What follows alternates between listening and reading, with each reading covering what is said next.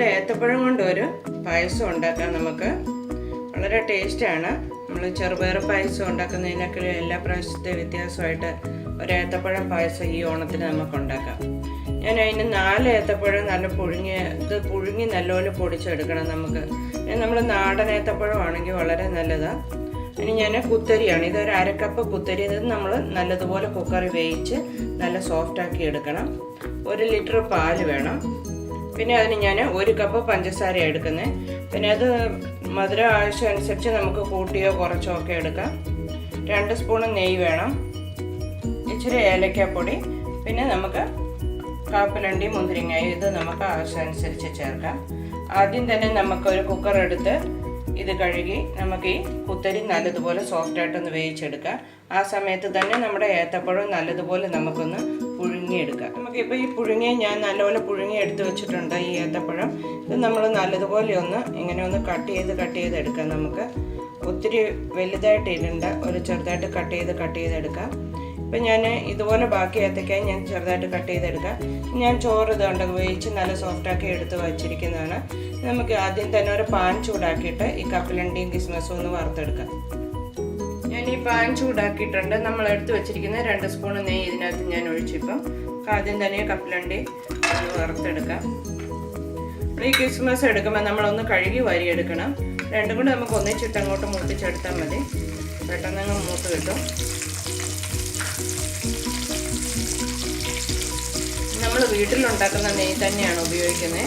അപ്പം നല്ല ഒരു മണം, നമുക്ക് നല്ലൊരു ടേസ്റ്റ് കിട്ടും.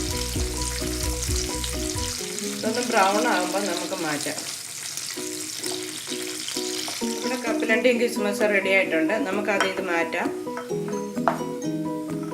നമ്മൾ ഈ നെയ്ക്കകത്തോട്ട് തന്നെ ഞാൻ നമുക്ക് ഏത്തപ്പഴം ഒന്ന് ചേർത്ത് നല്ലപോലെ ഇത് വരണ്ടാം.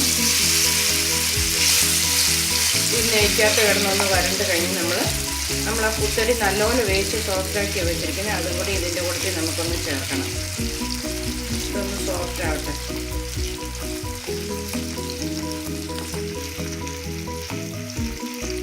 നമ്മുടെ ഏത്തപ്പഴം ഒരുവിധം സ്മാഷ് ആയിട്ടുണ്ട്. നമ്മൾ ഈ നെയ്ക്കകത്ത് കിടന്ന് വരണമ്പോൾ നല്ല ടേസ്റ്റാണ് ഇതിന്.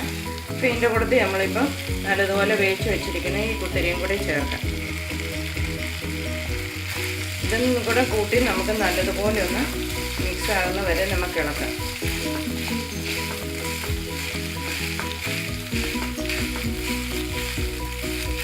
നമ്മുടെ ഇതുകൊണ്ട് ചോറ് ഏത്തപ്പഴം നല്ല സ്മാഷായിട്ട് നല്ല മിക്സ് ആയിട്ടുണ്ട്.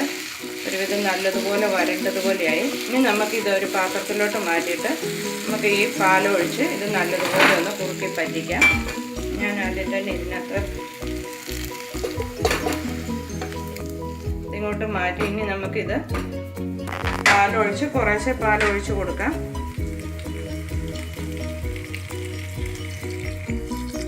നമുക്കിതിൻ്റെ കൂടെ പഞ്ചസാരയും കൂടെ ചേർത്ത് കൊടുക്കാം. കുറച്ച് പഞ്ചസാര ഇട്ട് നമ്മൾ ആദ്യം ഒന്ന് ഇളക്കിയിട്ട് നമ്മുടെ മധുരം അനുസരിച്ച് ബാക്കി ചേർക്കാം. ആ സമയത്ത് തന്നെ നമ്മൾ ഇച്ചിരി ഒരു നുള്ള ഏലക്കാപ്പൊടിയും കൂടെ ഇതിൻ്റെ കൂടെ ചേർക്കാം. നമ്മൾ ഈ കുത്തരി ഇട്ടിരിക്കുന്നത് കൊണ്ട് നമ്മളൊന്ന് ഇളക്കിക്കൊണ്ടിരിക്കണം. ചിലപ്പോൾ താഴെ നമുക്ക് ഒട്ടിപ്പോകാതെ നമുക്കിത് ആവശ്യത്തിന് കുറുകുന്ന വരെ ഒന്ന് ഇളക്കി നമുക്ക് നമ്മുടെ പായസത്തിന് പരുവത്തിൽ നമുക്ക് കുറുക്കിയെടുക്കാം. നമ്മുടെ പായസം ആവശ്യത്തിന് കുറുകിയിട്ടുണ്ട്. ഇത് നമ്മൾ കുത്തരി ചേർത്തിരിക്കുന്നത് കൊണ്ട് ഇച്ചിരി കുറുകി പോകും. നമ്മൾ ഒത്തിരി കുറുകുന്നവരെ വെക്കരുത്. ഈ സമയത്ത് നമ്മൾ കപ്പലണ്ടിയും കിസ്മസും നമുക്ക് ചേർക്കാം. ഇനി നമുക്കിത് ഗ്യാസ് ഓഫാക്കാം.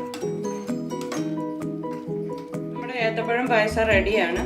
ഈ ഓണത്തിന് നമുക്കൊരു സ്പെഷ്യലായിട്ട് ഇത് ഉണ്ടാക്കാം.